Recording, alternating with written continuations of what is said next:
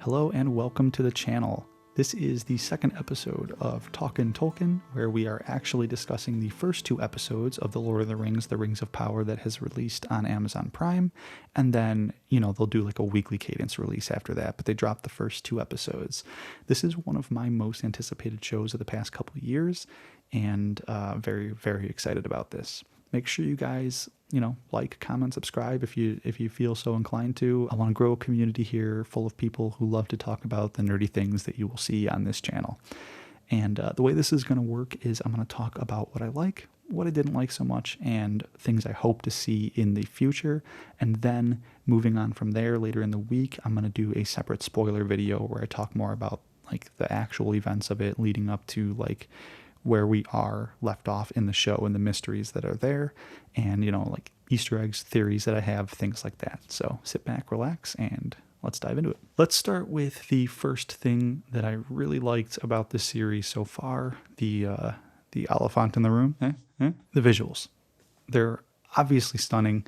It looks like a movie. The first two episodes so far each look like individual movies with a movie budget, and Amazon has been touting what they spent on the show, and it definitely is showing, especially since not to rag on too many other shows, but like a lot of the Disney Plus stuff, including like She-Hulk and things like that, you can tell it's a little bit lower of a budget and the episodes are real short and the visuals aren't quite there. This is not like that at all. This really comes off as like a movie budgeted series. And, everything from the lighting, the cinematography, the costumes, the set dressing, everything looks absolutely fantastic. There's not even too much CGI. Obviously, there's like an ice troll and a couple other things. And yes, a lot of backgrounds are CGI. That's just the way of it. You'd never even notice, really. But a lot of it is practical sets, and a lot of it is just like location shooting and things like that, and I really appreciate that. I think that's going to go a long way for the show, and I hope that continues. The next thing that I really am enjoying in the show so far is Galadriel. She is played by an actor named Morfydd Clark, who does a really good job of encapsulating Galadriel, and you can feel that this character could potentially grow into the portrayal of Galadriel we see from Cate Blanchett in the original Lord of the Rings films. It's different. It definitely is different. There's a couple minor acting discrepancies I have with it, but that's not so much on her as it probably just is on the direction. Obviously they're doing something a little bit different with Galadriel's story than what is written in the Legendarium, but overall I think Galadriel is a good focus for the lead character of the show, and I think that Morfydd Clark is knocking it out of the park. I'm very excited to see her journey throughout this series. I also like the new characters. In fact, they were showing so much of these new characters that aren't actually written in Tolkien's works that I was like, oh boy, I hope this isn't just going to be like their take on everything, which is even, I think, in some ways how they've marketed it.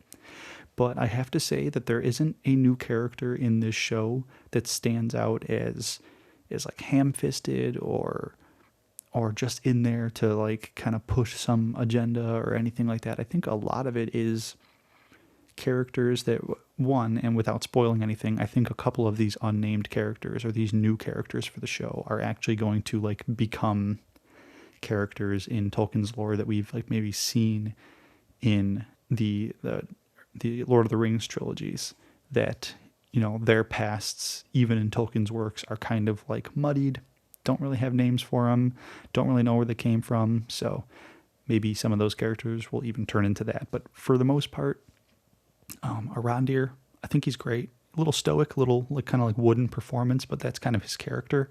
And every once in a while, he'll say something that gets you a little chuckle. And his girlfriend, I guess, they're not really dating, but they like love each other. They just haven't said it, and I'm forgetting her name, unfortunately, but she's really cool. I think she's got especially in episode 2, she's got a really, really good couple of moments in there. And even the Harfoots. I thought the Harfoots were going to be a really annoying part. They were probably one of the more charming parts of the show. I think they fit in the world, and hopefully they don't do too much to influence the world, because hobbits don't really influence the world much until the Third Age, and even then, maybe only a handful of them ever really do anything of note. The Tooks, obviously Frodo, Pippin, Merry and Sam, Bilbo, to name most of them, I think. So yeah, I thought the Harfoots were pretty good, and yeah, I don't think that there is necessarily a new character in here that I am like really like rolling my eyes to see when they're on screen. I think so far everything's going pretty well with new characters. I like where I think the story is headed. I mean, this is the show called The Rings of Power. They've introduced Celebrimbor, and I think we have a good idea of the trajectory of the story, and there's some good mysteries, and I'm excited to learn them. And that's the other thing too that I really like is even the mysteries they've set up. There's one big one. I think you guys probably know what it is if you've seen the trailers, but there's one big mystery of surrounding a character. All my theories, I probably have about 4 or 5 of them of what this could become. I like all of them. Some of them, yeah, are a little like, okay, this isn't the right time period. This isn't even the proper age that it's in. But I think that if done well, it could be pretty entertaining. I've even talked to a couple of my friends who are like not really big on the show because there's so much changed, because we're all pretty big Tolkien nerds and we know a lot about like the Silmarillion and stuff like that. I'm probably just a little more open to some of the changes they're making because I think storytelling kind of trumps lore sometimes. And don't get me wrong, lore is important. Totally understand that. But the Silmarillion is written like a history book. It's this good thing happened or this bad thing happened. And oftentimes just good and bad don't make for great or unique storytelling. And I think this show is trying to kind of like put a little gray area into some things and in a tasteful way. I don't think they're bastardizing anything Tolkien wrote. They're just kind of working with the rights they have, and I know that's not an excuse for some people, but so far I like what I'm seeing. And as long as they don't do it too much, which is a possibility, I think that I'll enjoy it. Another thing that I really like is Elrond. He has a buddy in the second episode that I think is a very fun and charming relationship, which I will talk about more in the spoiler version. But Elrond, I think they've framed his character to be pretty intriguing. He's got some ambitions. He's friends with Galadriel, even though I believe Galadriel's like kind of his aunt or something like that. It's overall interesting to me because I have a sister who's older than me and her children are close in age to me. So like it's kind of fun to see like an aunt and nephew, if that's their proper relationship, be kind of more like they act like peers, like they're friends, and they're elves. They're all relatively just old anyways. And that's just interesting to me because I'll just like go out to bars with my niece and nephews. So it's just kind of interesting to see that. But yeah, Elrond, I think they did a good job with casting without trying to make him look like he's going to grow into Hugo Weaving. I know they're kind of like separate there, but overall, I think he's doing a bang up job. I like the score. Nothing's too memorable, but there's a couple times it really hits, including one of the end credit scenes. Including one of the end credit songs is very like Gollum song from The Two Towers. And that's one of my favorite Howard Shore scores. So I know this is mostly Bear McCreary, and I think Howard Shore just does the opening title, but there's some pretty good scores in here. And like I've mentioned previously, one of the last major things that I really like is the mysteries that they have set up, because I think they could go in some potential good directions. We will talk about one of them in the dislike section coming up, but for the most part, I like the mystery. I like where I think the story is headed with them, and any theories that I have, one of them has to be right. Any of those, I think, will make for some good storytelling. Okay, on to the dislikes. There's not so many. If you couldn't tell, I'm pretty keen on the show, but there are definitely some issues that I have. One of the major ones just being they are changing things in lore. I want to get that out of the way for the dislike section right off the bat, even though I seem pretty like apologetic for it in the like section. I was talking about the likes.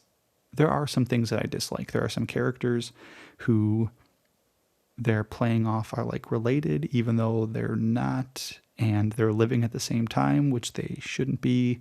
Galadriel's overall behavior and story is pretty different from the Legendarium.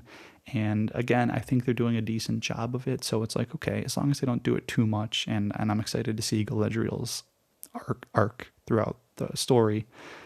There are some pretty big major changes, and some of them I'm not super thrilled about, but for the most part, I think everything there is pretty decent, and as long as they don't continue to change too much, I think I'll be okay with it, but I just wanted to get that out there. I am a Tolkien nerd. I know about the Silmarillion. I know what changes are there. Some of them I don't like. without giving away too many spoilers. Another thing is the pacing. And this probably just comes more along with the fact that I'm used to movies, like 3-act movies, and then 3 movies with 3 acts in them. And this is just more paced like a Game of Thrones or a television show. So that is something that I kind of have to get used to a little bit. But for the most part, there were a couple scenes where I think it could have lingered a little longer. There's some scenes in Khazad Dûm that I really liked that I wish they would have just like let stay for a little bit longer. And you know, obviously the story's got to move on or the pacing will be too slow. But for the most part, I guess I just got to get used to the way that this Middle-earth story is paced. And like I mentioned in the like portion, one of the mysteries I'm not very thrilled about. Again, this is just a rumor that I'm hearing. I don't think it's based on anything, but some people are speculating that Haldir, the male character that Galadriel kind of gets entangled with in her trip back to, you know, wherever she's going. No spoilers. That if this one theory that's circulating the internet happens, will be pretty crappy. Not gonna lie, I won't be thrilled about it. I guess I'll have to deal with it just to kind of get through the story. But that being said, I don't even think that's it. There's a couple more theories surrounding this character that I think are way more likely than what this major one is. And if you've been following this show so far, you probably have a good understanding of what that is that they're talking about. But for the most part, not thrilled about theories surrounding this character. And the last thing for the dislikes is some of the dialogue could be a little bit stronger. I think there's a few scenes where it just comes off very generic fantasy, or they're trying to sound Lord of the Ringsy, and it just kind of comes off as hollow, where there could be more. Not everything has to be super impactful, because here's the thing. Here's the thing. What is impactful, like what dialogue that's there, that's supposed to be impactful, I think it's pretty good writing. And writing for elves is hard. Elves speak different. They speak poetically. They speak very noble-like. But I think that there are a couple instances where some of the elves could be speaking to each other in a more casual way, and you can get a better sense of their relationship as opposed to just one constituent talking to another. And don't get me wrong, even in the Lord of the Rings trilogy, elves are kind of like that. But I would like to see a little bit maybe more personality out of some of them coming through in their dialogue. But that's just me. Okay, moving on. Here are some of the things that I hope to see in this season and overall for the series. The main one that I hope to see is that the story doesn't take until the end of the season to get to the point. I understand that I think this series is going to be a couple seasons long. I heard something like 5. I believe they've already at least greenlit the second one, or all of them. I have no idea. I have to check up on that. But I hope that this show isn't going to be like 5 seasons long,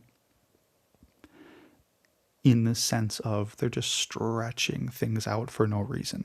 Like, I hope we get to, and I don't want to say anything too spoilery, but I'll just say this.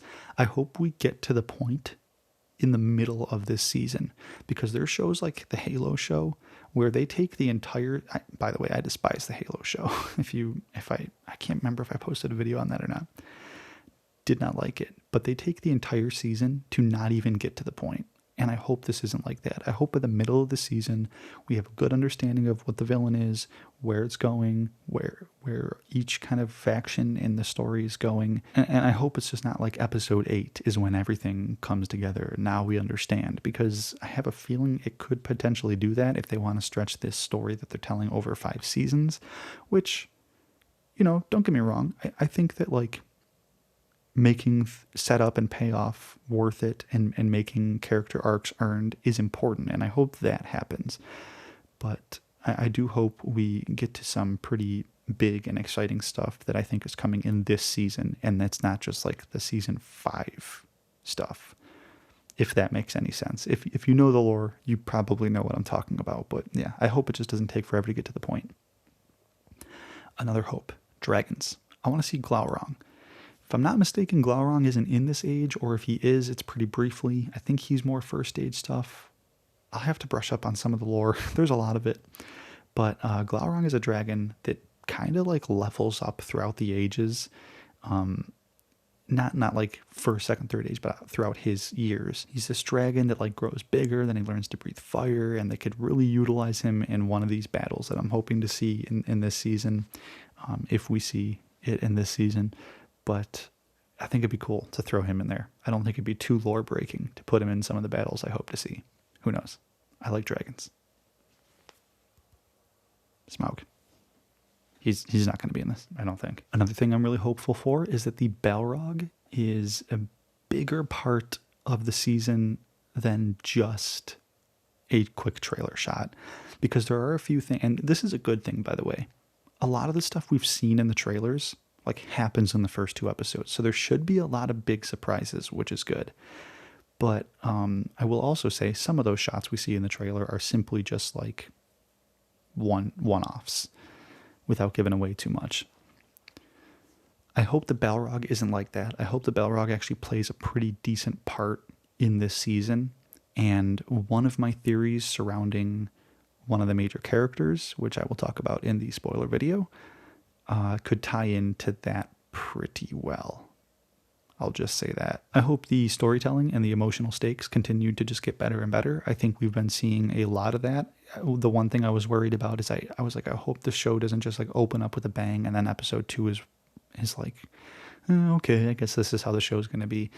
In my opinion, and I think a lot of other people's opinion as well, episode 1 is the weaker one. Still good, but then episode 2 is like pretty dang good. So I just kind of hope to see that momentum of things getting more emotionally, of the emotional stakes getting higher and things getting more intense and just better written. But yeah, that's what I'm hoping for. Just the storytelling continuing to kind of improve the way I think it has been so far. And then I mentioned this in the dislikes, but I hope they don't change too much of the lore. I don't want to see too much stuff changed. I know a lot of it already has been, and I know some people are not going to be happy about that. But I do hope that the storytelling trumps any changes they might make. I'm not saying it's going to. I just hope it does if they do continue to make changes. But for the most part, I think I have a feeling that most of the changes are going to be this setup for what's happening, just so they could all make it happen in a relatively cohesive time that includes human characters, because a lot of this stuff happens over like 3,000 years. And I hope that they've I hope that was front-loaded. And what I mean by that is most of the changes we've already seen, and now it's going to progress in a relatively lore-accurate way. All right. Like, comment, and subscribe if you guys haven't already. If you saw the episodes, what did you think? Did you like it? Did you not like it? Just have a civil conversation down below. I know if you're watching this video, you probably love Tolkien, or at least very interested in Tolkien's worlds and this new show. So let's have some good conversations down in the comment section. And I'd love to have you guys subscribed, and I want to grow this channel, and I want to continue to have a growing community where we can talk about the nerdy things that I like to talk about on this channel. So yeah, I hope to see you guys in the next one. See ya.